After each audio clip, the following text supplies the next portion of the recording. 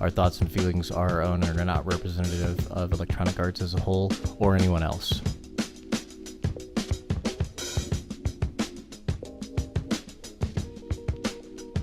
Once again, it's time for the Team Lift podcast with your hosts, Brandon Bowie and Roderick McDaniel. Let's go ahead and get right into the show. Okay. Are we recording today? Yeah, I really had no idea we were recording. I didn't. It's on me. I'm sitting here checking the weather, looking at how the rain's going to go, thinking about my life and how I'm going to end it. Are you sad because when you think about your life? Is that? I am. Like, really, it's not a lot to look at my life and just go, those are some high points. Yeah.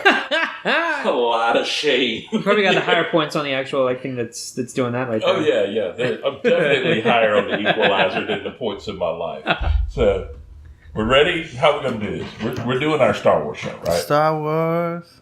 Everybody Porg Wars. Seen it? It was Star Wars, The Porgs Awaken. Yes, the Porgs Awaken. You know, I already hate you too. Dun, dun, Okay. dun, dun, dun, So, dun. all right. I don't even know how we're going to start this show. Okay, so Let's just talk about how awesome porgs are. Porgs are good to eat, I think. I mean, Chewie decided not to, I don't think, but he had a different meat. That was the with him. dumbest. It was awesome. I You really didn't like wish you that would have whole just thing? fucking crushed into that damn porg.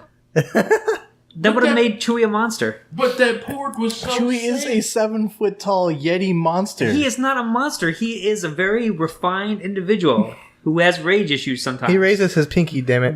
And he had his pinky out when he was eating that fried chicken dish. Now, me, myself, that's why Lando Calrissian wasn't in that scene. Because we're eating our chicken and we don't give a damn who cries. I'm just saying. So here's the thing. What if in the next movie, since like everybody's dead, Han's dead, Leia's dead in real life, and she's gonna die in the next one, Luke is dead. What if they bring back Lando? So just so he can die? Soul survivor. Just bring back Lando so he can be the leader of the Resistance. I- Because you know that Poe, I mean, they kind of built it up so that Poe would be the leader of the Resistance, but he's going to want to do too much stuff to be the leader of the Resistance and sit in the back. They're going to have to bring in somebody else to lead the Resistance. Yeah, because Laura Dern died. Yeah. Laura Dern is dead. They don't So have which anybody character? else. So which character then? Lando. You say we bring back Lando just to lead the resistance. Yeah. I mean, the only thing that he's done is that little thing with the Battle of Tanab and blown up the second Death Star. So, I don't know. Yeah, I mean, he that's only all. just destroyed an entire Death Star. I mean, Well, him and like he didn't you know, a really bunch of do other much. people. I mean, you know, he flew his ship real fast and real nice. All right. I mean, beyond that though, what did he get to do? I don't know, that was a pretty impressive driving sequence. I'll give him that one. Okay, so this is already off the track. So this is what ADD sounds like. We all went and watched. Wait, when did you watch it, Chris? I saw it on opening night. Okay, you went Sunday? Saturday night, 8:30. And yeah, we both went Sunday. You went Sunday? Yeah, I had to go Sunday with EA, and then I went and saw it later with a friend of mine. I've seen it twice as well. Yeah, so I've seen it twice. Yeah. So the opening was a little bit weird for me because I wasn't expecting a situation where Poe was literally going to be trolling Hux. I mean, that had me laughing like an idiot, but I'm like, does this really have a place in here? Because wow. Yeah, this film is so all over. Okay, let's just go ahead and get to it. That opening was hilarious. Yes. And it's just like, when it happens, you're just like, I thought I was the only person that was kind of in shock, like, what are we getting into here? This is like pure comedy.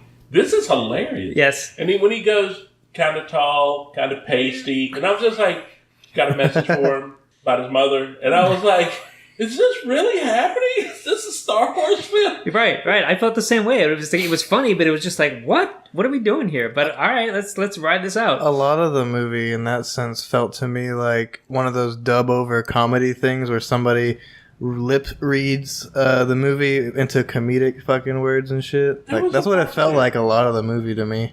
Like when It was very I'll tell funny. you my favorite, man. Like I was committed to the jokes at this point. When she hands the lightsaber to Luke and he chucks it. Right. He just sort of has this like whatever look on his face as he tosses it over his shoulder. It's like, what do you? It's like, yeah. I was just like, at that point, I was like, okay, I'm committed to this right now. This, It's gonna whatever have they the say, comedy tag in everything it. is good. It better have the comedy tag on IMDb.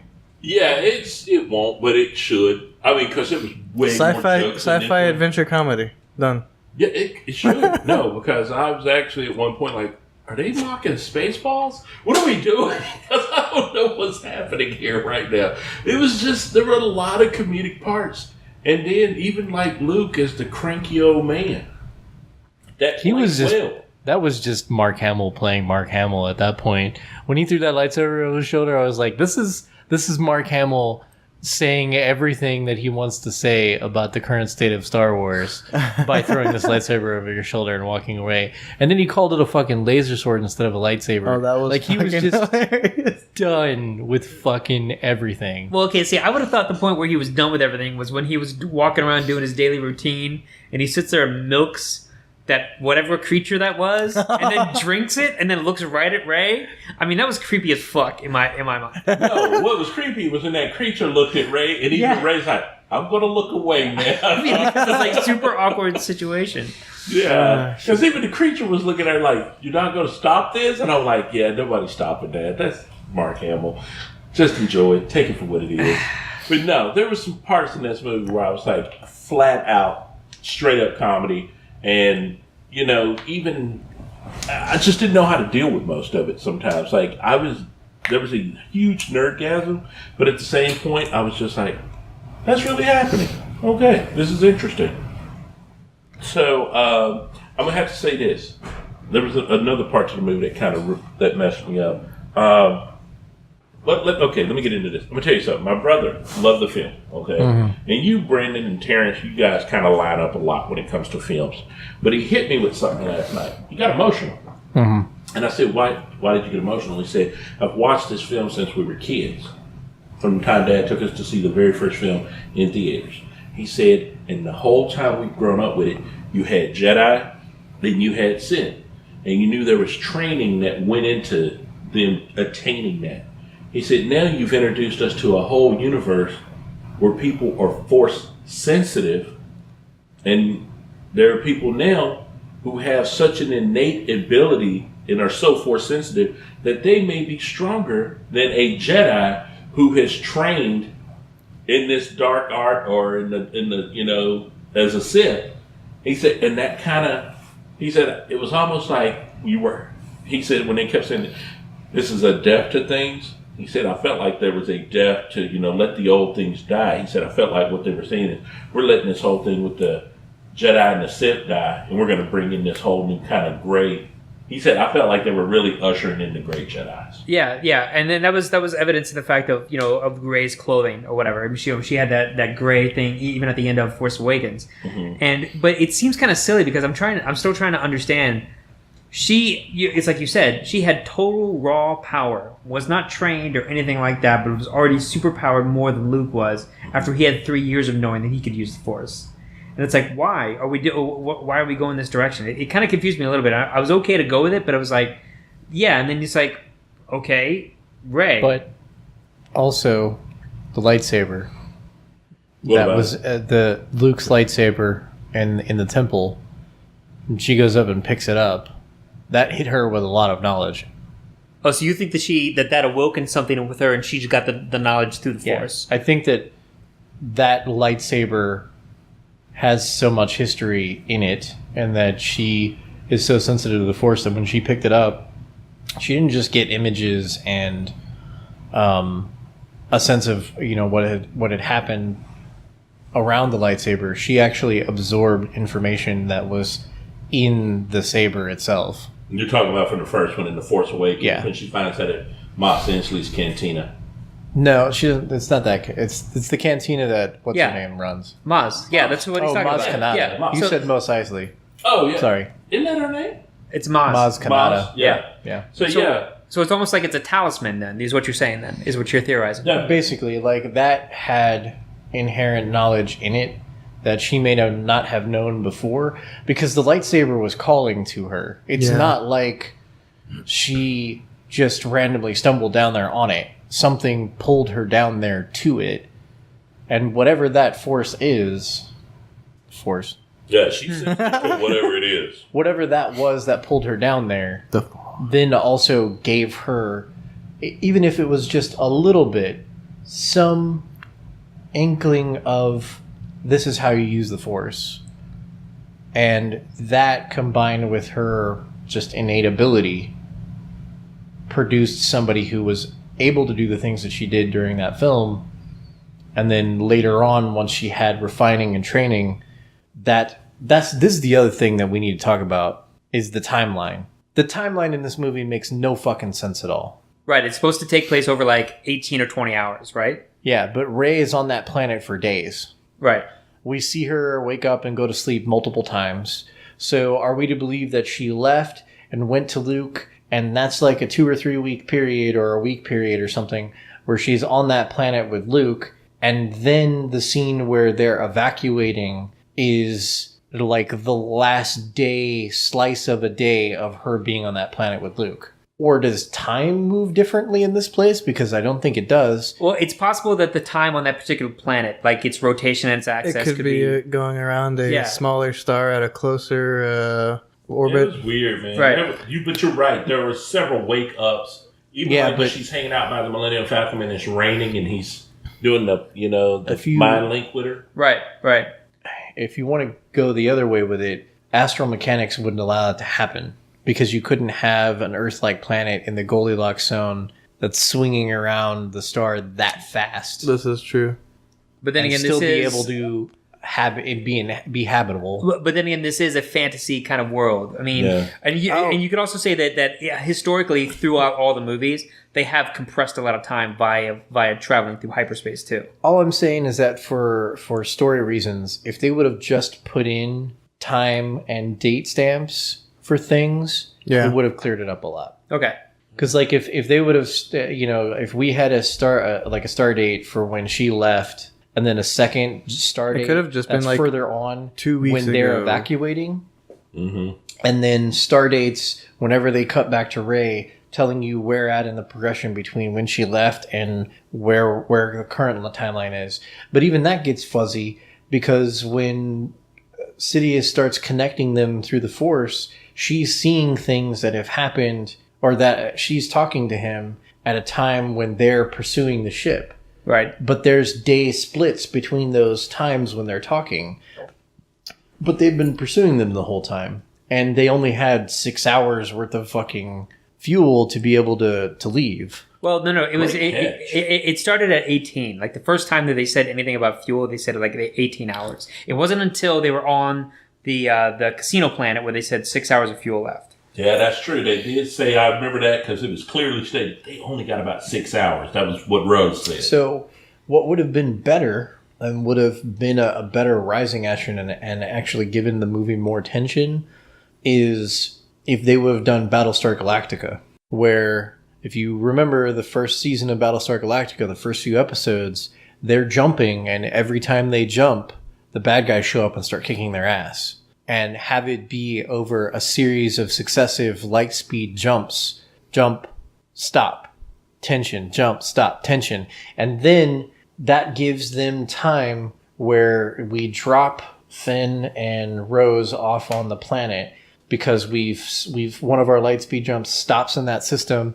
They jump off and they go down to the planet, and then they're fighting in space while they're on the planet looking for I agree. Code breaker, and then they go up and they jump back on and then they jump again.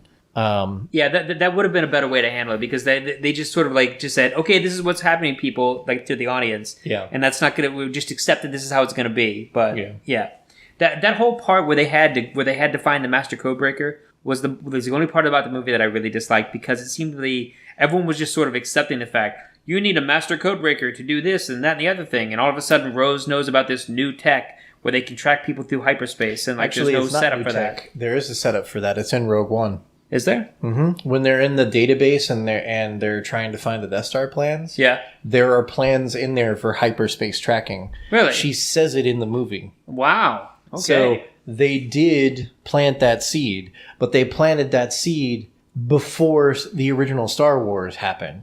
So why hasn't this technology been used any time in the last 30 years? Well, you could say because the plans were destroyed when they blew up the base. True. Just go back. But they don't have backups. I'm just throwing it out there, man. I know. I mean that could be an explanation for it, but it seems like silly to not have a redundant backup of plans that would allow you to fucking track somebody through hyperspace. Yeah. I mean, it was all for the convenience of storytelling that they did it in such a way. I mean, the most interesting part about that was the interplay between Rey and Kylo and Rey and Luke and Kylo and Snoke. All that shit that happened in the center was just sort of like, okay, sure, this is what they're doing because they need something to do during this part of the movie. Yeah. But really, like, if they would have set it up the way that they did in Battlestar, where it's them constantly like, okay, we can only go so far in hyperspace before we have to stop, otherwise the engines will explode, and we have to stop, and we have to wait X amount of time before we can jump again, and we need to keep us from dying. But there's never been anything like that in Star Wars, though. They've never done anything like that in Star Wars. They've always. But they've never done anything like hyperspace tracking before until Rogue One, and they've never done anything where they've actually told us that hyperspace requires some kind of fuel that needs to be constantly replenished.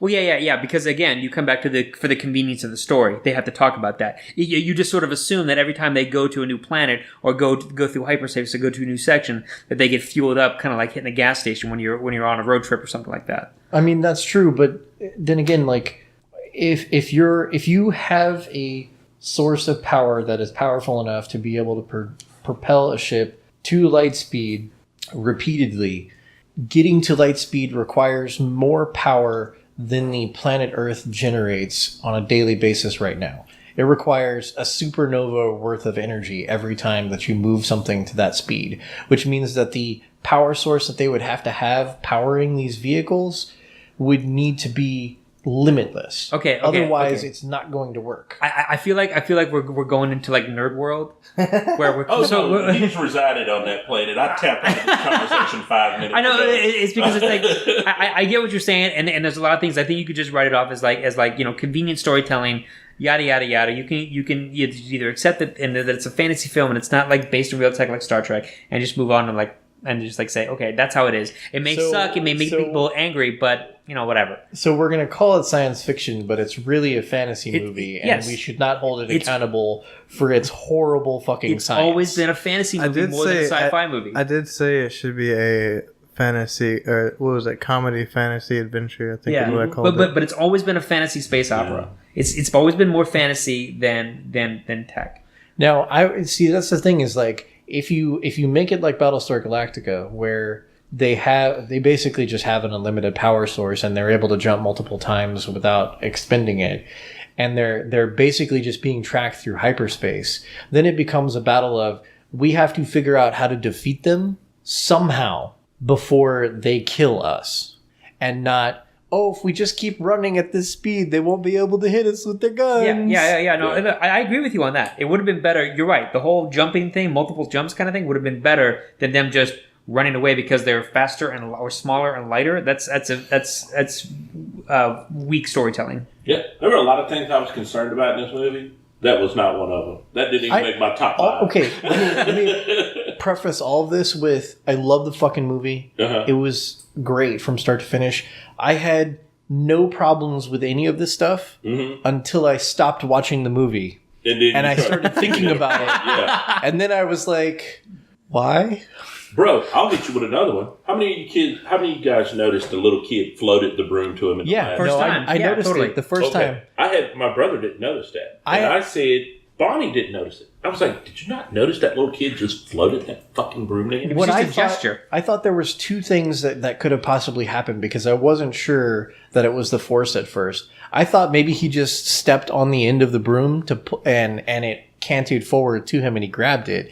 And then I was like, no, he used the fucking Force. Yeah. He had to have used the fucking Force. I'm like, he just used the Force. And only a few people in my theater were like, yeah. Like a handful of people I heard gasp, and I was one of them. And I was like, oh shit, this kid's Force sensitive. Then, all of a sudden, second time, same day, I'm watching the movie twice in one day. I noticed it on the second one, and then I pointed it out to her, and she went, shit, I just totally missed it. I went, you gotta watch this the second time. But little man pulls that broom to him using the Force. Yeah. And and my brother's like, he coined that term for me. Force sensitive. He said, I don't want to call anybody Jedis or Sith anymore. People are just Force sensitive. Yeah. Well, I mean, technically, everyone is strong. Everyone has the Force flowing through them. There are just different levels of attuned. Yeah. how attuned they are and how strong they are to command it. I'm not going to go into the whole midichlorians bullshit. Yeah, I'm just I talking know about where just we're going with I this. know. I don't want to say that. I'm just saying some people are just a little bit better at it than others. Yeah, and that was the thing. I loved that part. And there were things like, Brendan, like you say, I think one of the things that has happened to us is the more that we've watched movies this year, Mechanically, we start when you start picking to see how things they're apart, and then you don't want to watch it as a critic, but you notice stuff. You just start to pick little things out like that. And the movie ends, and I'm still trying to deal with all the other things that I had to deal with that I'm trying to process. And then you mentioned this right here, and I was going, she woke up 3 times. There were 3 times she woke up. So in that 3 periods that she woke up, they're still out there chasing. They went from 18 hours of fuel to 6 hours in 3 days for her, basically. Yeah. So unless that planet revolves around the sun so fucking fast that it can go day to night 3 times in 18 hours, Unless they're trying there to is say a those periods huge where it time was dark were disparity. storms.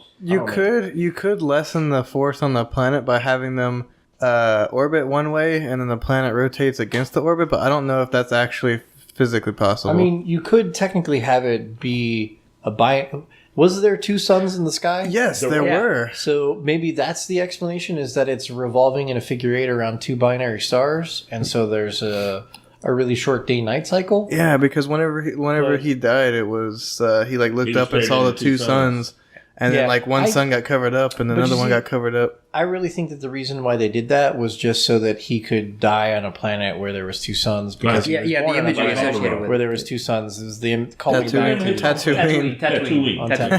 Yeah, Alderaan got Alderaan's not there anymore. Yeah, there was that big. Yeah, they have no weapons. I'm trying to remember all these planets now that we got to try to track names of, and I'm like, did they even name this planet he was on? I think it's like Atok. And that was in the first film they named it.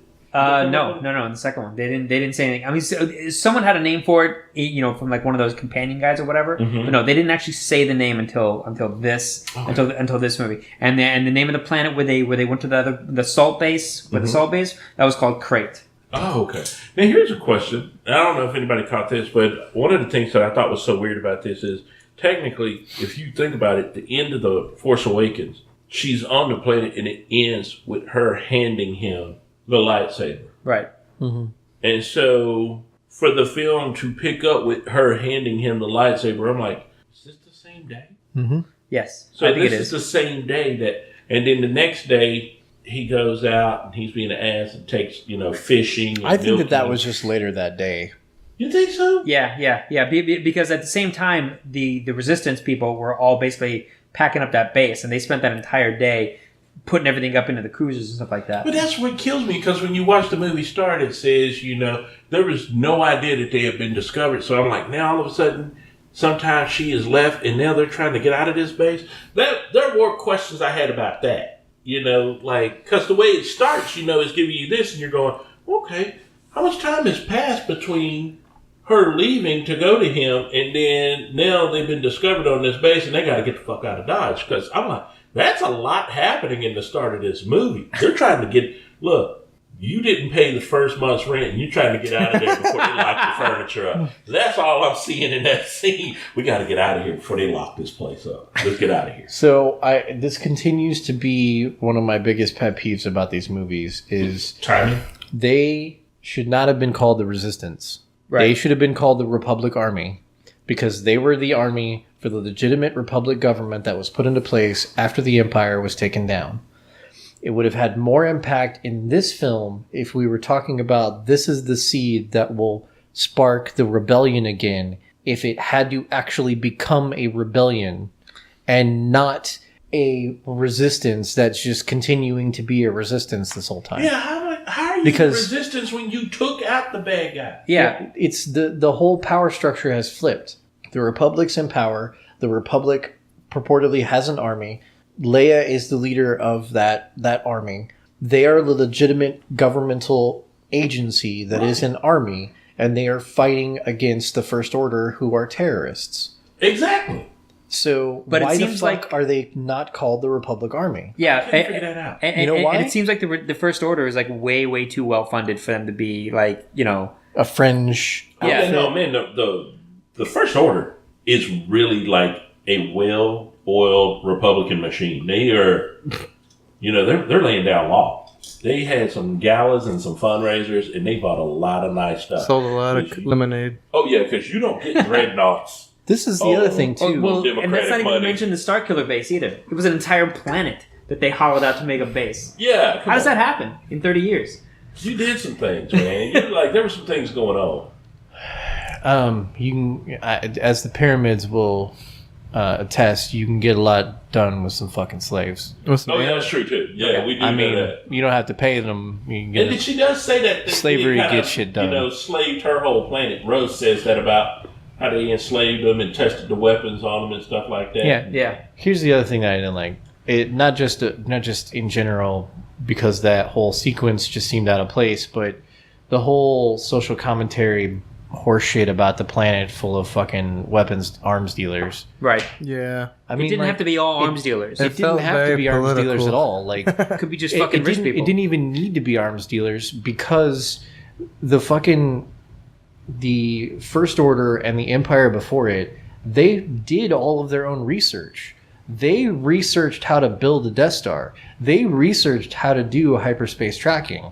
They researched how to create AT-ATs and AT-STs, and they, just like any other military force, they're like the United States. They fund all of their own shit. They don't buy other people's leavings because they're the ones who are creating the arms in the first place. So there is no need for them to buy from arms dealers. Now, the resistance / the rebels, sure, those guys have to fucking buy shit because they don't have enough money to be able to do their own research and build their own weapons. Well, okay. That's a little bit true, but it's also not quite right because even for example, the TIE fighters were made by a company called the Sinar Systems. And then the X-Wings were made by a different company. And all these different ships are made by all these different kind of planets and dealers. So yeah, you could say they fund their own stuff, but it's not really true. They're more like, maybe these other people are government contractors, but they're still created by other companies. That's how our government works. I mean, our government, and as they got in the military, we had research and development. The CIA did it. The Pentagon did research and development in the weapons.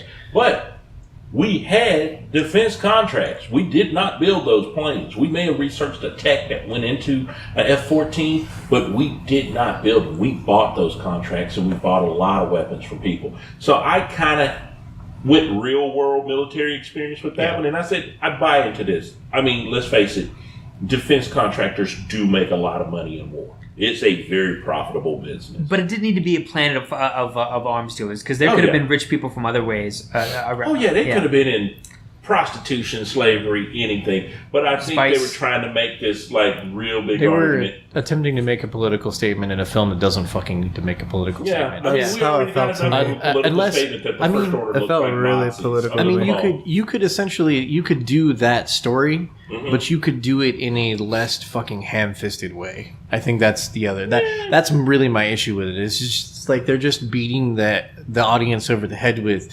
military contractors are bad, arms dealers are bad. Look at all the money that they're making. Okay, so let's talk about something a little bit more fun, at least from my perspective. Why was there not more Phasma in this movie? Because nobody likes Phasma. Phasma is awesome. Phasma's amazing. Phasma's awesome. I'm sorry, but if Phasma was awesome and amazing, we would have seen more of her in The Force Awakens. But that was the problem that I thought that we got not enough of her in this one. We got a lot more of her. And you know what my brother said? He said, I honestly hope she's not dead. Yeah, same. And he said, I know she fell into a pit of fire, but, Darth Vader fell into a pool of lava and survived. Yeah. I hope Phasma's not dead. And I said, why? He said, she's actually a really interesting character.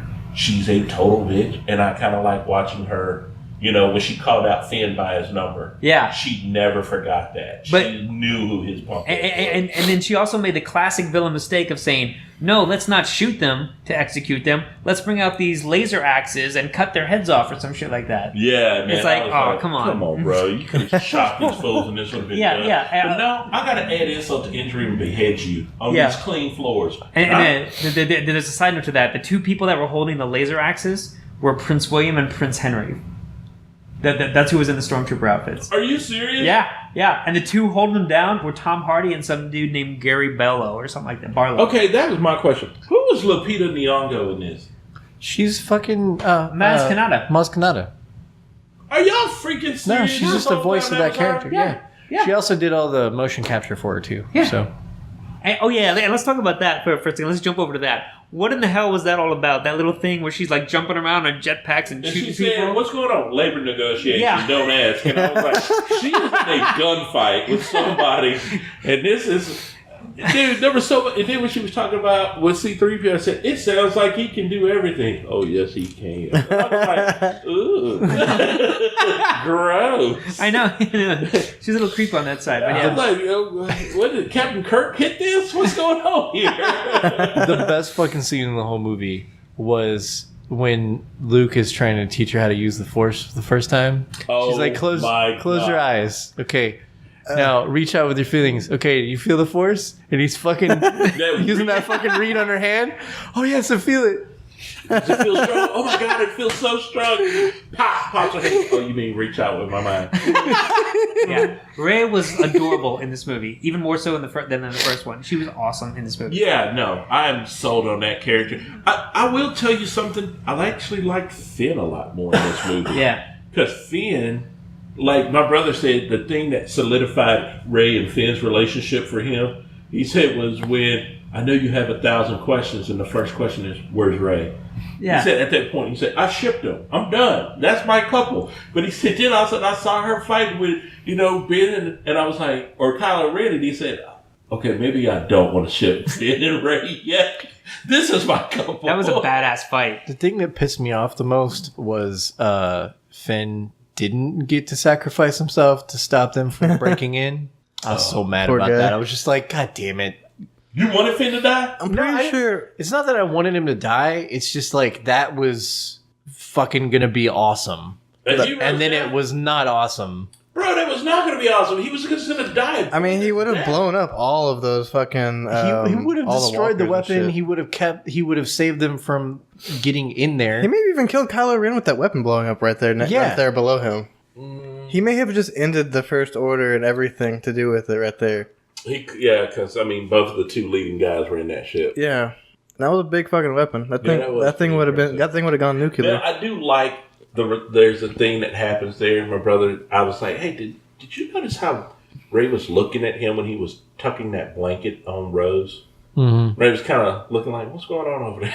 Yeah. What's up with that?" Now, I'm going to tell you something I caught, and I got to share this with you guys. My brother and I broke this down last night. There's a part where Ghost Yoda, Force Ghost Yoda, calls down. His Jedi powers are so powerful that in ghost form, he can change the weather and cause a lightning strike to hit that tree. Okay. He did that on purpose to keep fucking Skywalker from leaving the island. Because if Skywalker would have known that she left and had those fucking books with her, he would have left to go try to get him to destroy them. That is the thing that gets me, because I want you guys to realize this. When he tells Luke, she has everything she needs. And I was kind of like, oh, so she's more powerful than those ancient Jedi texts. But when he pulls that blanket out to tuck Rose in, there are all the ancient Jedi texts in that drawer. And I was like, oh, damn. Oh, damn, the books are alive. Oh, damn. Do you think she stole them on purpose, or maybe she was... I don't think she put him there. You know who I think put him there? At first, I thought... Because Luke did enter the ship. Okay, maybe... Oh, okay. Remember when Luke enters the ship, he goes on the Millennium Falcon and he grabs that gold... The dice. Yeah. Huh. I was like, he was on the ship. How do I know he didn't put him in there? And how did he not... Yeah, and that's another story. It's like, how do you not remember he did that if he's going to burn... Or my thing is, was he fronting for Yoda? And Yoda's like, everything she needs, she already has, bro. I know. So there were two ways I could have read that scene, but I was kind of like, those books are on the Millennium Falcon. Yeah. I think Rey decided to go get them when she knew that Luke was not going to train her, essentially. Yeah, that could have been. I mean, it definitely answers a lot of questions. But there is a part where we know those books are definitely there. And can we talk about the shitty animation that was the Force Ghost Yoda? Oh my God, did that look horrible? So at first it looked horrible. And then when Luke sat down next to Yoda to interact with him, so good. it was a puppet. Okay. It looked so much better at that point, man. It was a puppet. They At should that have point, it was a committed. puppet. They should have committed either way, but having both of them just kind of ruined it. It did for feel me. very nostalgic looking. Like I was like, this feels familiar. Whenever he was next to him. Yeah. Like this is the film. This is the Yoda that I This is remember. the Frank Oz Also- days. And the other thing that I don't understand is why does it matter whether or not she has the texts or not if she's a Jedi and she's Force sensitive and they're literally every Jedi that's ever lived is a Force ghost. A Force ghost can just pop up wherever the fuck they want to and train whoever they want to. Yeah. Luke even threatens Kylo Ren with that. He says, "Strike me down in anger, and I will be with you every day." I think that was more of a dig at him for making him feel bad that he killed his own dad. just like your dad. Also, that fucking scene when he calls down all those fucking everything on to rain hell on Luke, and then Luke steps out of it. And brushes his shoulders off like a Jay-Z video. The only thing I was thinking that whole time was, "You're goddamn right." Yeah, no, that was a beautiful scene. Dude. Like when he came down and he did that, he just brushed his shoulders off. I was like, You know, okay, somebody taking an ass whooping right now. the It's over. Jedi are like kind of molded after samurai in a lot of ways, and it felt like they had a lot more of a samurai-esque feel to me. This movie too, especially Kylo and Ben's fight.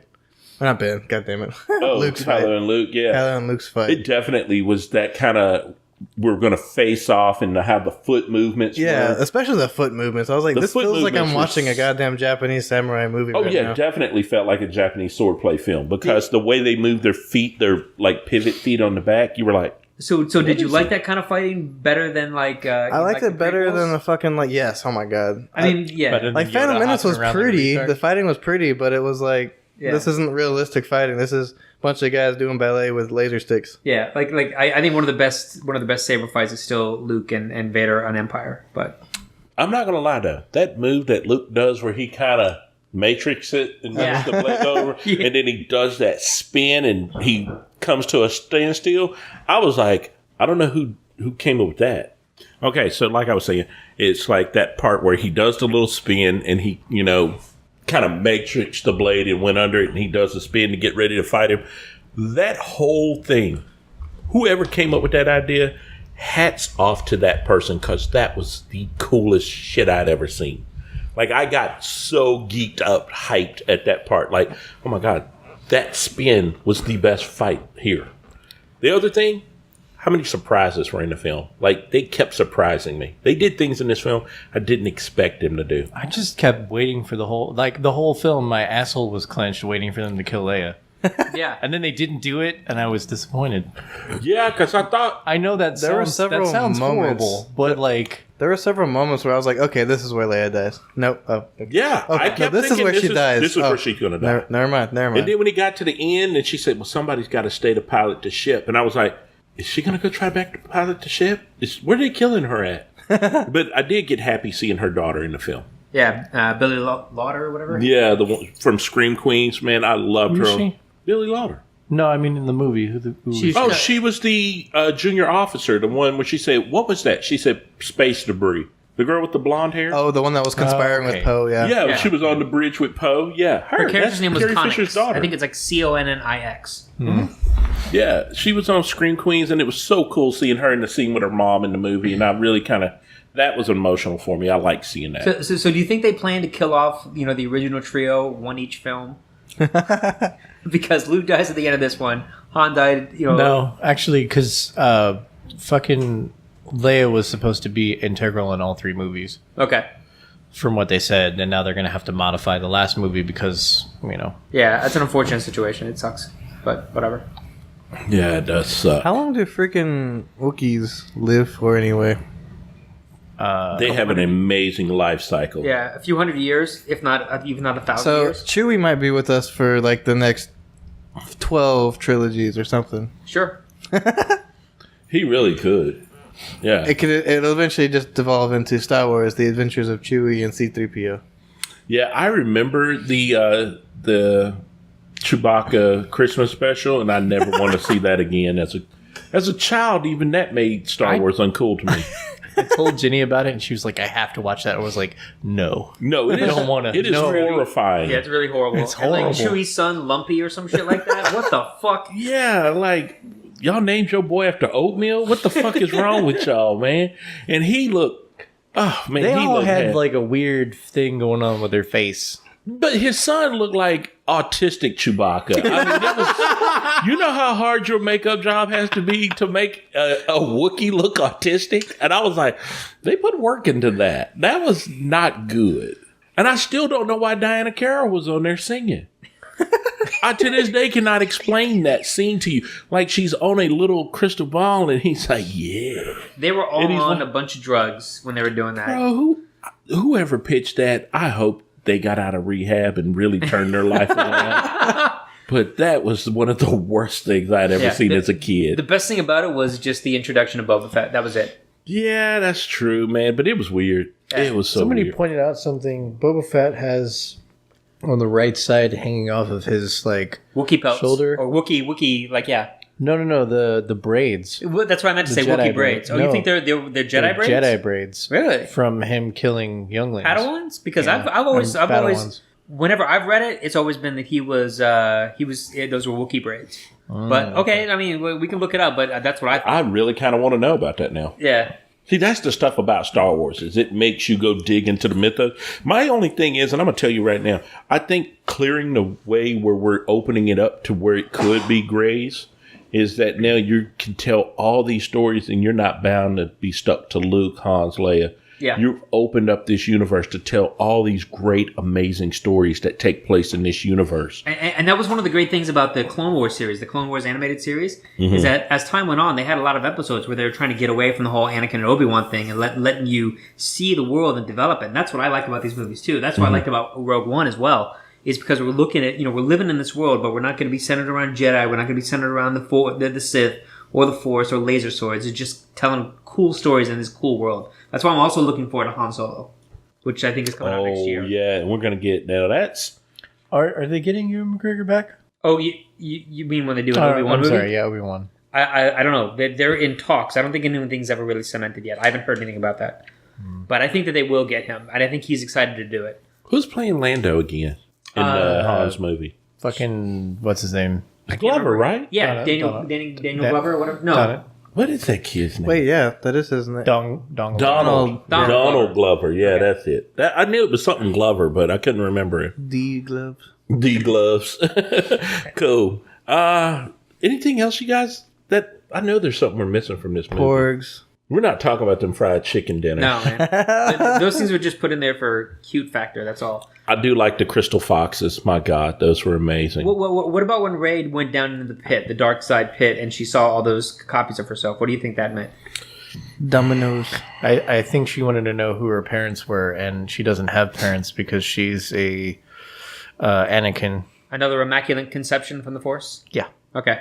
Which She is had to the have a mother, reason though. which is the reason why she's going all the way down. I mean, it doesn't matter if she has a mother because she doesn't have a father.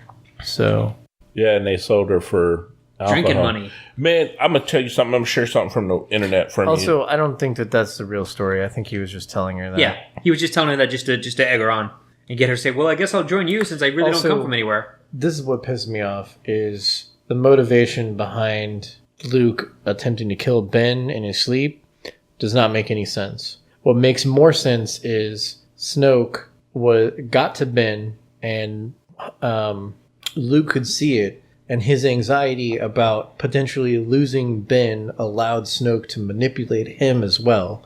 So the reason why Ben flipped was because Snoke's manipulation on both sides. Okay. It's the only explanation for why that character would attempt to kill somebody in cold blood in their fucking sleep. It Yeah. has nothing to do with him seeing the potential dark side in him.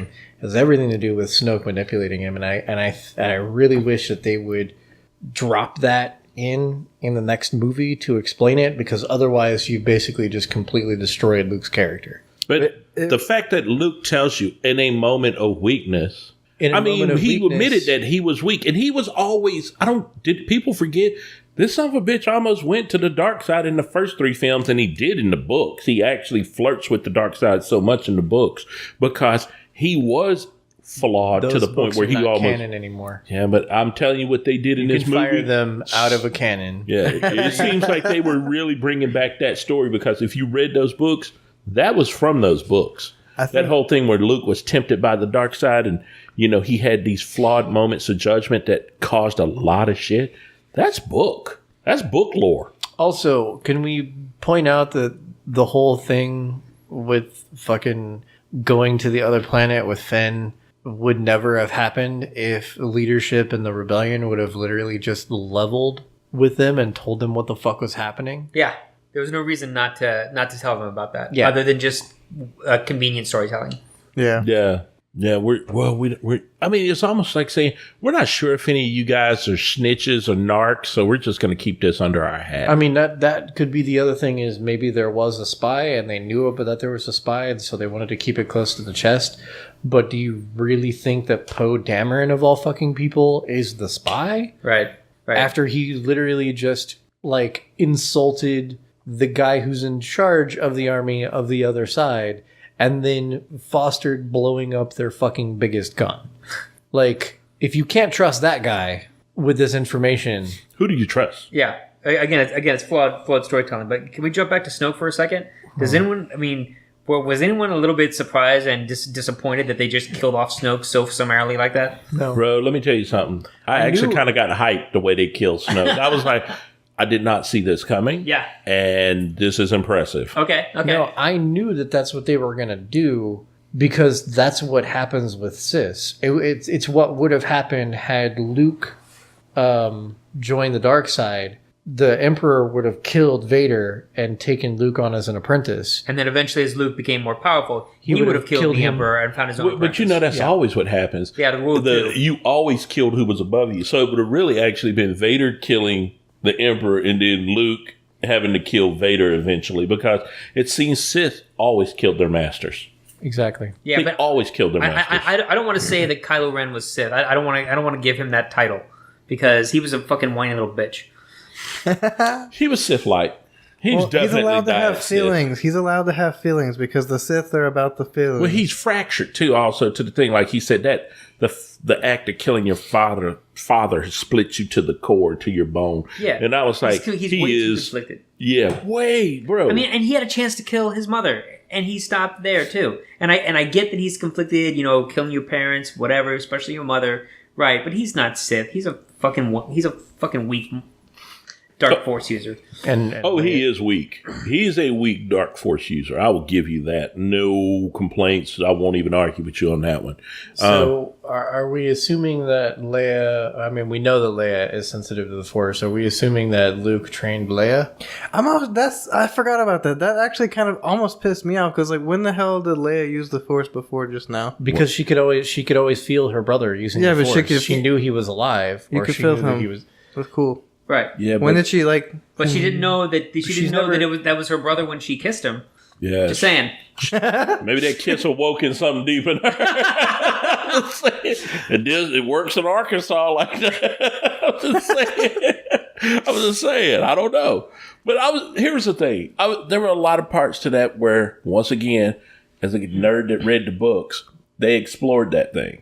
Okay, let's just go ahead and break this down. Did you guys ever read any of the Star Wars books after the Return of the Jedi? I've read almost all of them, yes. Okay, so you know the story about Hans and Leia had twins. Right. A boy and a girl. Jason and Jaina. All right, and then we know that Luke really flirts with the dark side. Right. I damn near was ready for him to tell me that when he would say, go ahead, tell me. That whole thing where he was kind of egging her on. Yeah.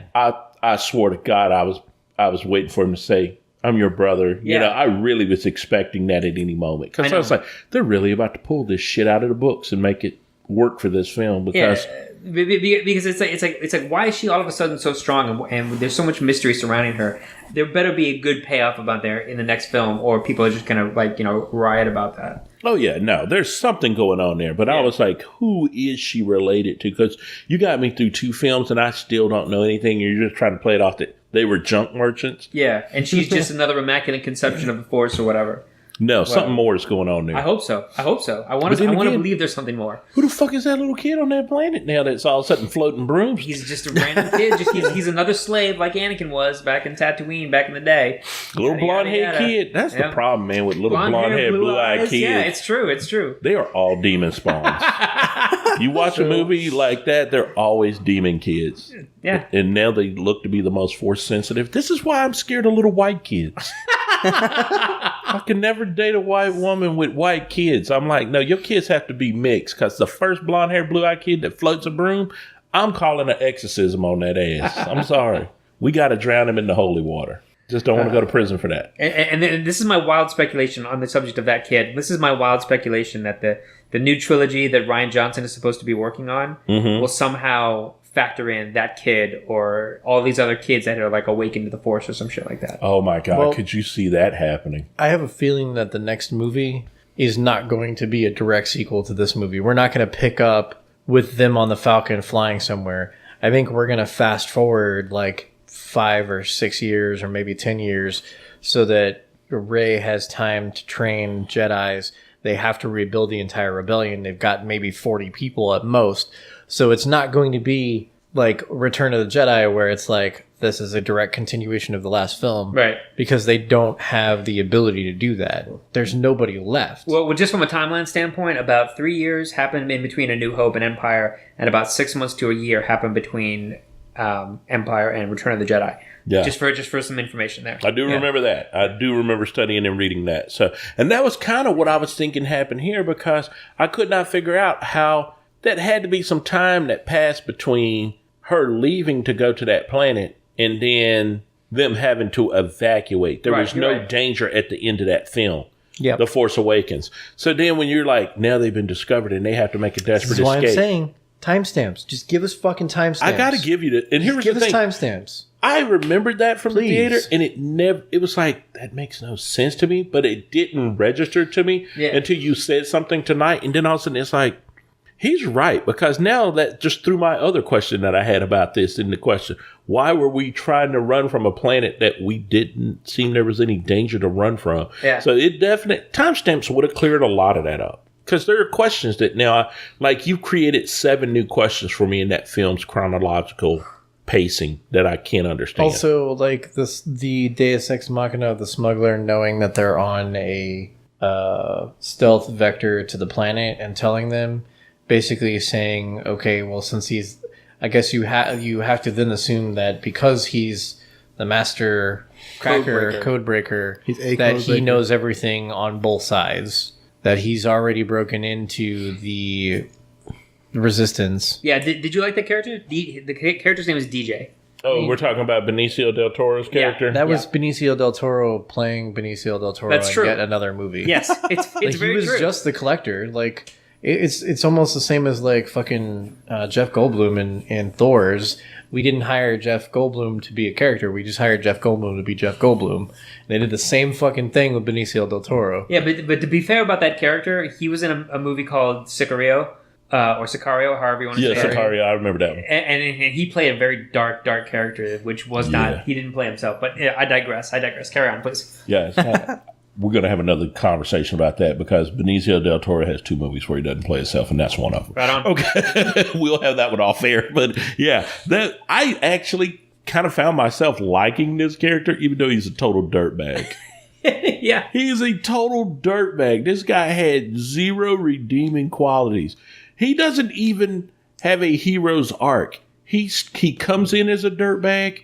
He leaves as a dirtbag. If anything, he was a bigger dirtbag. That's the thing is like I don't understand why Maz Kanata would send them to him. They didn't. If she knew that he was a fucking dirtbag. Well, that wasn't who she sent him to. Yeah, the guy that they wanted to get was still up in the casino with the 2 chicks gambling with the little red thing on her. That was who they were supposed to get. But he just kept telling them, I can do it. Well, no, you're not the guy we want. I think that guy up in the casino that had the thing on him, he won that from Benicio del Toro in a card game. And that the guy that they picked up was actually the guy that they were looking for. There you go, writing more script that is not in the movie. No, that's wild. I mean, I can see you where you could make the connection, but that wasn't it. The guy that was in the casino at that fucking table with that thing on him, way too fucking clean cut for somebody who would be A, a master codebreaker, and B, would be in league with the rebels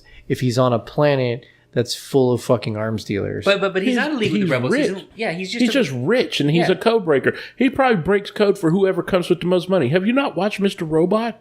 That's all he was. I mean, he looks like a guy that he probably went to, Alderaan MIT before they blew up the planet. He learned to be a code breaker, and here he was. Yeah, I'm just like, and he's just really good at what he does.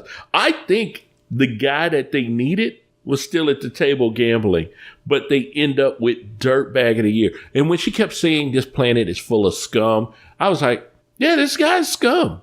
This dude is total scum, and he's not going to change. And then the thing was, he was so jaded, and he kept saying, there are no good guys. Yeah. They blow you up today. You blow them up tomorrow. It's just business. Yeah. Whatever. And he just wanted his payout. He really would work for whoever was paying him at the moment. Yeah. He did. Yeah, he was a dirtbag. He just dirtbag. But I actually kind of liked that dirtbag. He was fun. Yeah, because he was just like, he was the most jaded person. You know what he was? He was, if 2017 was a person, that would be him. Okay. Let's go back to what I said earlier about Finn dying in the way that I wanted him to die, which was crashing into that fucking thing. If what you're saying is true, and that character with the thing on him was the actual guy that they needed, and they brought that guy back, then him killing himself at the end of the movie is the only way that character can be redeemed for that gigantic fuck up that he proceeded to cause the entire rebellion to die.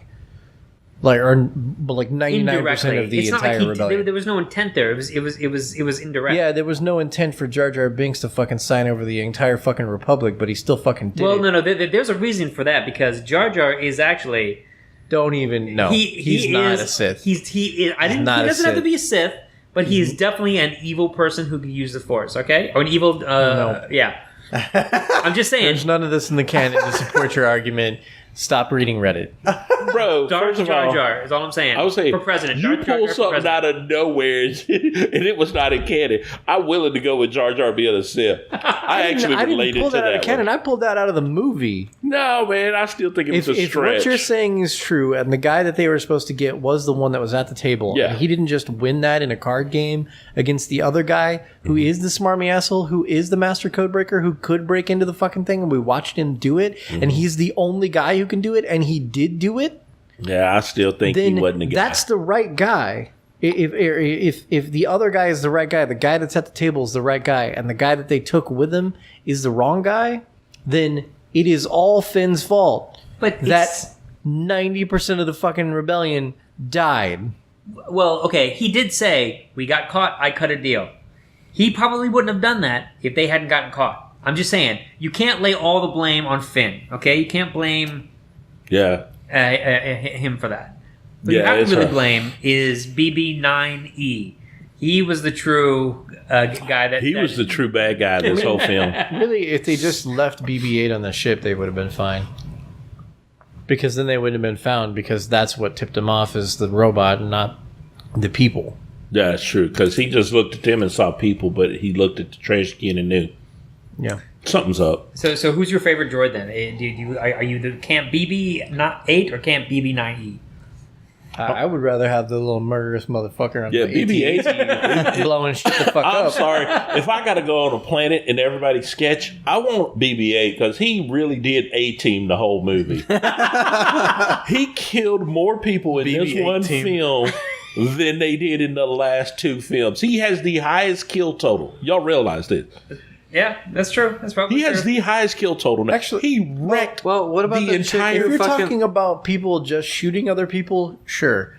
But Homegirl is just fucking hyperspaced a damn ship hyperspacing a ship into an into another armada. ship. Also, if that's so effective, why the fuck haven't they been doing that for years? Yeah. I mean, because first of all, they got Progressive for their They gotta have insurance. autopilot. They gotta be able to hyperspace something. Progressive don't want to pay out on all these claims up in, I in got space. Progressive. It's full fucking coverage. Yeah. They're gonna pay for that shit. Yeah, if I run my Scion through 3 cars, I don't think You got they're an paying. impressive ass fucking Scion. That's all I gotta say. That's what I'm saying. You can run that motherfucker through 3 Yeah, cars. I don't think they're paying out on those claims. But to me, when Laura Dern did that, I'm honestly I caught feelings. I really did. When she did that, I was like, that is the most badass thing anybody has ever done in a Star Wars I didn't film. understand how it like ping pong between the ships, but I was totally fine with it because of fucking the last movie where they had the super beam that shot 12 planets. Right. I was fine with hyperspace ping ponging off of ships. I just thought that Well, what that was pretty happened was badass. And why when didn't the ship started traveling in a hybrid, when it hit the ship, it split into multiple parts. yeah. And the Yeah. shrapnel flying at light Anyway. speed hit all of the ships at the same time. that makes sense? Yeah, Basically a shotgun. It was just Yeah. a hyperspace shotgun. man. So here's what I want to have to say is Which is kinda dope. if that's so effective, why don't we They could have have blown up the Death- X-Wings being piloted by disposable droids flying at light speed into ships to kill them? Well, no. The difference there is because you needed a capital ship in order to do that. They probably could have done it with the frigates. Before the frigates ran out of fuel and died, they probably could have just swung them around and sent them back because all those captains died for no reason. But the size of the ship, the cruiser that the admiral did it with, is the biggest part about why. I think they could I'm have pretty been. sure if you take a fucking X-Wing and you ramp it up to light speed and fly it right through the center of the ship into the power source, you will destroy that ship. You might would have knocked out a couple of floors in the Dreadnought, or you might would have hit that thing like a fucking fly hitting a windshield in a Texas summer. Yeah. I mean, you probably would have just splattered on the front and not But did even that so, much damage. if that's such an effective technique, why aren't they using it more? But because again, you go back to the dramatically appropriate moment. Also, all of their fire was focused on all of the shuttles that were running away. So yes, they could have retasked them once they figured out what she was doing, but it all happened so fast. And again, No, what I'm saying is like, why the fuck didn't we do this back in the Let's Destroy the Death Star days, or Let's Destroy Death Star 2 days, or Just Let's point a bunch Destroy of the Corvettes planet to the Death Star and that is a Death Star by just getting a ship that's big and flying it right through the fucking Can we middle not of that just subbase. enjoy this instead of trying to pick that apart? yeah. I just really want to enjoy it and let it marinate that Laura Dern is a badass, and she has not been that big of a badass since Jurassic Park. It's true. Also, I think her doing it was a waste. They should have had Leia do it, and that had been the way that she went out. And then You Laura really Dern, want Carrie Fisher then- to hurry up and die on screen. No, it's I- because I- it's gonna be the problem with the next film. It's like how are they're gonna have to retcon it around or try to monkey around with the story in order to make it work. or and it's say gonna that she suck. died off camera between the Or films. are they going to... You don't think they're going to Or go- digitize her like they did? No, Moff, they, or- they've already said that they're not going to do that. They may Okay. just have like a funeral for her at the beginning of the next movie. Yeah, like maybe she Or- succumbed to her wounds from the space shit bullshit. I don't know. Yeah, I could see that. They're going to have to address it. Yeah.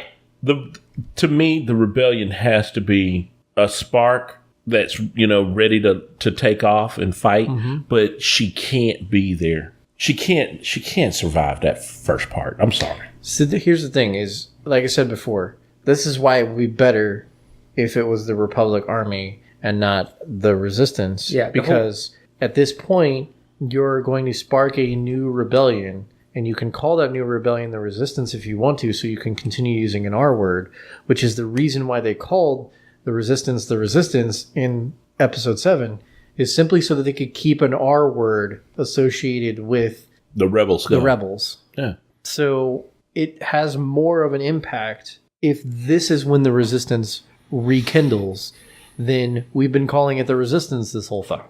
Yeah. It's definitely left me with a lot of questions. I got a lot of questions. And the First Order, a lot of their resources have been expended or destroyed. Their leader is fucking dead. I mean, sure they have Kylo, and then they still have the military structure, but it's like there's no information about the First Order at all, other than just they're these big, oh my god, guys that were like the Empire, but they have a lot of money. What I'm hoping is that there's talk about them doing another animated series, and I'm hoping in some way, shape, or form, this is kind of like a lead up to how the First Order got started. bridge. Yeah, like a bridge between Return of the Jedi and The Force Awakens, so we all know that entire 30-year span when they could tell a story and tell us how this all happened. And we see how the Knights of Ren come out, we see how Snoke rose to power, all this other stuff. Because it feels like the movies are just like sort of like, I don't want to say the word bookends, I'm using the wrong term, but they're just sort of like high points or, flashpoints within the whole overall story of Star Wars. That was what was so beautiful about Clone Wars. Because Clone Wars, we heard so much great stuff about these great Clone Wars. And then to watch the series and actually see them, to actually see those battles that we had heard about, that was what made that animated series so good. Yeah. So if you want to bridge the gap and you want to bring in Snoke, what you do is you retcon it so that Snoke was the Emperor's master. And the reason why Snoke is so fucked up is because the Emperor tried to kill him, and then Snoke went into hiding and then took the opportunity once the Emperor was out of the way and everything was falling to take control of the remnants of the Empire and create the First Order, turn Kylo Ren towards the dark side and bring him in as an apprentice and do what he was planning to do all those years ago before he got fucked up by the Emperor. But that's that would the make weird him Plagueis. That would make him Plagueis then. That's what's so weird about it, because there was the Sith were always full of opportunists. Plagueis was never... Was Plagueis mentioned in episode 1, 2, and 3? Yes. That was the speech where he's like, have I ever told you the... About Darth Plagueis the Wise. Yeah. Yeah. Yeah, he was Palpatine's master. Okay. So...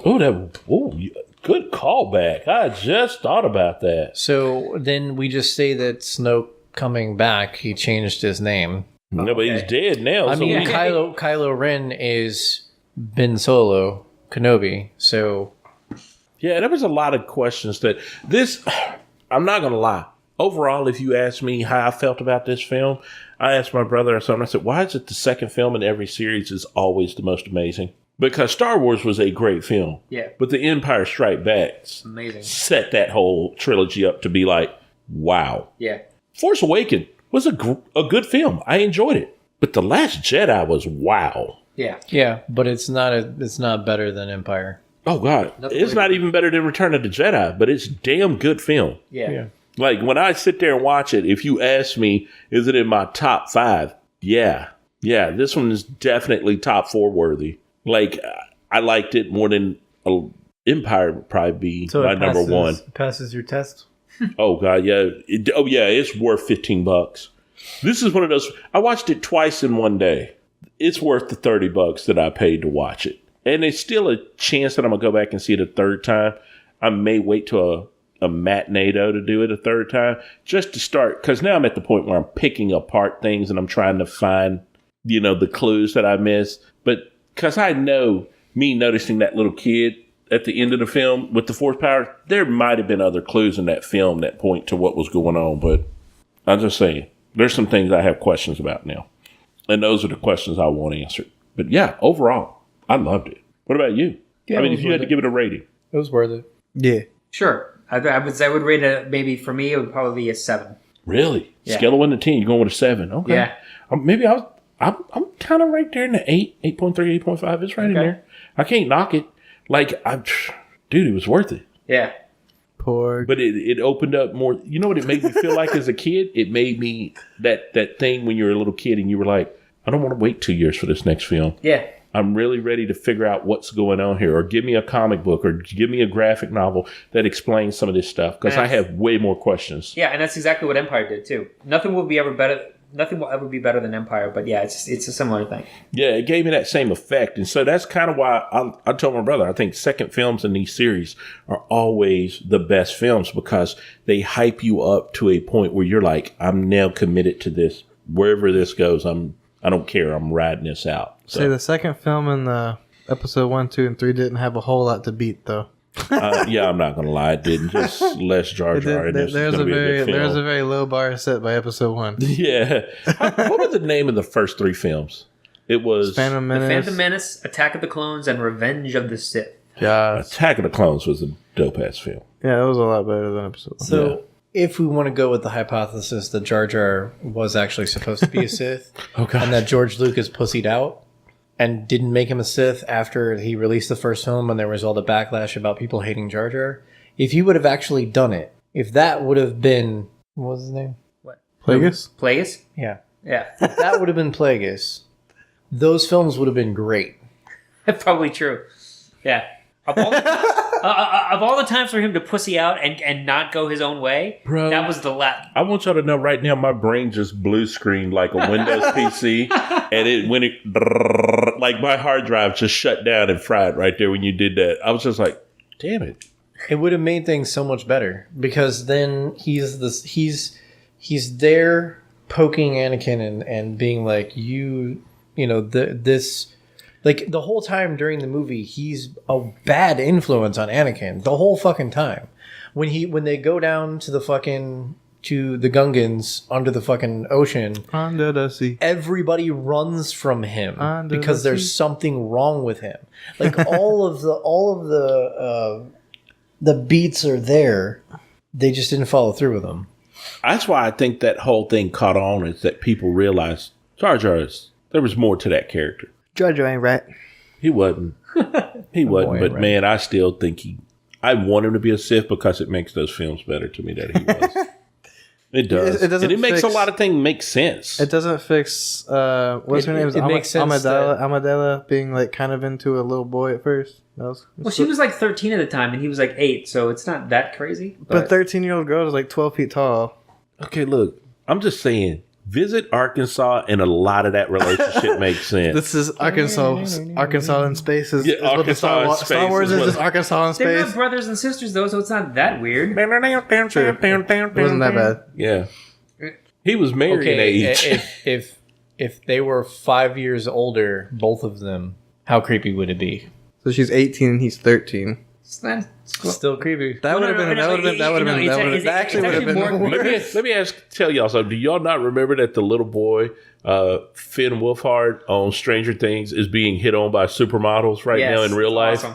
It's awesome. No, it's not. Yes, Is that it's creepy. Yeah, it's creepy. It's a child molester. Is that supposed to? It's creepy as Is fuck. that Yeah, supposed but to I'm just legitimize saying that- Amidala like a little Yeah, boy? what I'm just saying, it happens. It wasn't that far of a stretch. It's not that far of a stretch. And plus, Anakin's the one that becomes a really creepy one because she's just like, hey, this little boy is cool. I want to help him and make him feel safe and all this other stuff. It's not like hey, you want to bang? It's just sort of like I want to protect you kind of thing. She did. She really treated him like an anime relationship. Like, he's a little brother, and I just want to pet him on the head and tell him he's good. Yeah. And then he was over here, like caressing her back. I've been watching and saying, you. He's putting on this. You're exactly how I remember you in my dreams. Come on, Like- man, that's creepy. Like, why is he putting on that Isley Brothers record? What's going on with Anakin? I don't even remember this in the movie. Lots Isley brothers. What would have been better, and what would have served the storyline better, and what would have been better in that movie is if Anakin would have actually been like maybe a year away from Amidala, not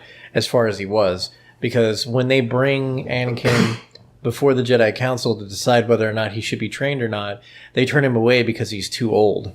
And if you're going to turn him away because he's too old, you shouldn't turn him away because he's fucking 9. You should turn him away because he's a fucking angsty teenager. Yeah. The reason why they didn't do that was not that I agree with this particular point of view. I like your idea better. But the reason why they did that is because Lucas thought it would be more of an emotional blow for an 8-year-old boy to be separated from his mother at such a young age. So that's why they did that. Not that it makes it better, not that it justifies it, but that was the reason behind it. He could have made it a more emotional blow if he was worried about that by just fucking killing the mom. Well, he did do that. Yeah, That was the final. That was one of the final steps that sent him over to the dark side. Okay, so you know what I'm starting to realize? Star Wars as a series has a lot of fucking holes in it. It's kind of a Swiss cheese story that we've all just bought into. So there's Yeah, another theory about the reason why it's so disjointed is because the entirety of the Star Wars universe is being told by C-3PO And R2-D2. and It's both of them. R2-D2. Yeah. Well, wasn't that Lucas's original ideas like following those two on their adventures? That was the original Star Wars Yeah, I mean concept. but if you pay attention to the movie, aside from the parts where they're showing the Empire, that one of the droids is always with Yeah. one of the main characters. Like even when they're split up, R2's with one and C-3PO's with the other. Same thing in the less so in the Clone Wars, but yeah, definitely so in the movies.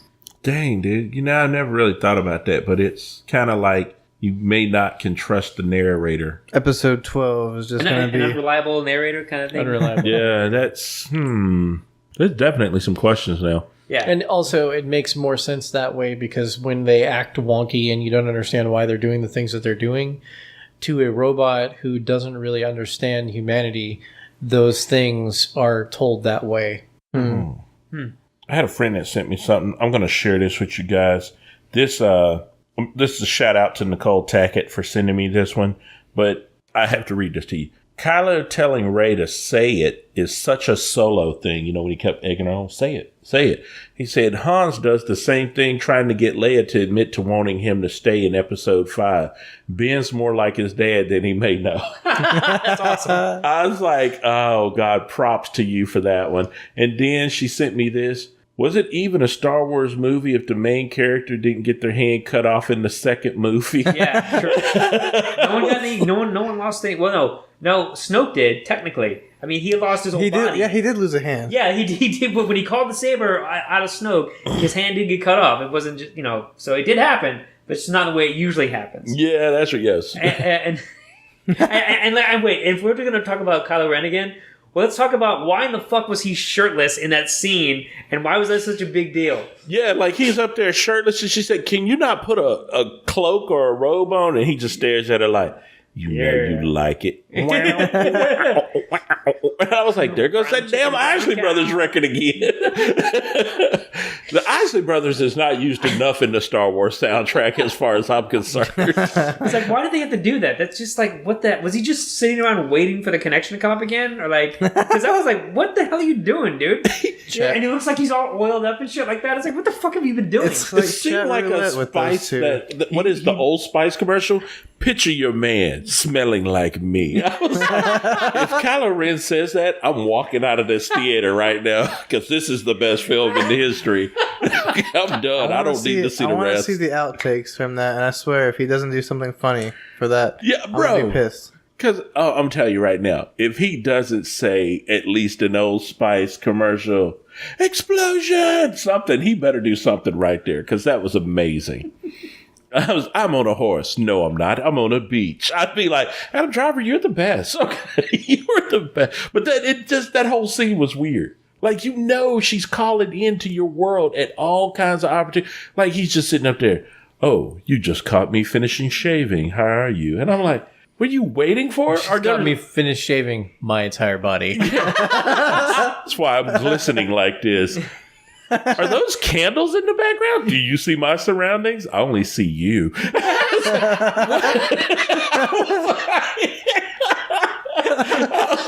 like, I may have downloaded the wrong Star Wars movie. Yeah, I was like, I don't know what's going on here, but this is solid. Okay, this is a solid film. You should go to California and start directing porn because... Did I just write a script for you? Oh. Wow. Okay. Man, we went in on this one. This is a pretty long show. Okay.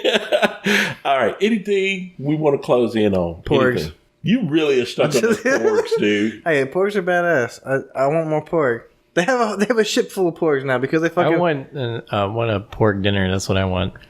Yeah, we call those Cornish game hens on this planet, but call it whatever you want. Like pug-faced penguins, man. They really were penguins, man. They were like penguins with puppy faces, like really smush faces, puppies. Actually, they had like the grumpy cat face. Grumpy cat penguins is what the fuck they were. All right, you are in love with grumpy cat penguins with Cornish game hen bodies. I was just about to say I'm done on porgs, but you know what? No, you're not. No, you're not. You found something you love more than anime. Thank you. Okay, Brandon, what about you, bro? If you change the last letter in porg to an N. I thought you were going to say a K. I did not know where this was going. I did. And I was like, I was just going to stop right now. Everything is porn. They really should have thought of a different name because all you have to do is just change one letter and it's porn. So you're saying they're going to be like porg porn soon? I don't know. It's like the whole thing with fucking Pac-Man. Porn where porgs. Pac-Man was originally called Puckman, but they changed it to Pac-Man because if you just crossed out the middle of the F or the middle of the P, it would become an F, and it would say "fuck man" on the arcade machine. Man. I've seen Scott Pilgrim vs. the World too. Yeah. So just saying. But anyway, my final thought is just porgs. It's what's for dinner. I'm anti-pork right now at this very moment. I'm so anti-pork. Everybody, thank you for listening. Please subscribe, and we will come back with more pork goodness for you next week. Bye. Thanks for listening to the Team Lift Podcast with your hosts, Brendan Bowie and Roderick McDaniel. Join us again next week as we discuss more topics from geek culture. Be sure to follow us on our Twitter page @GoTeamLift, as well as our personal pages @CoachSilky and @ThighSide. You can direct questions and comments to us on our Twitter page, as well as find links to all of our social media outlets. Thank you for listening. See you again next week.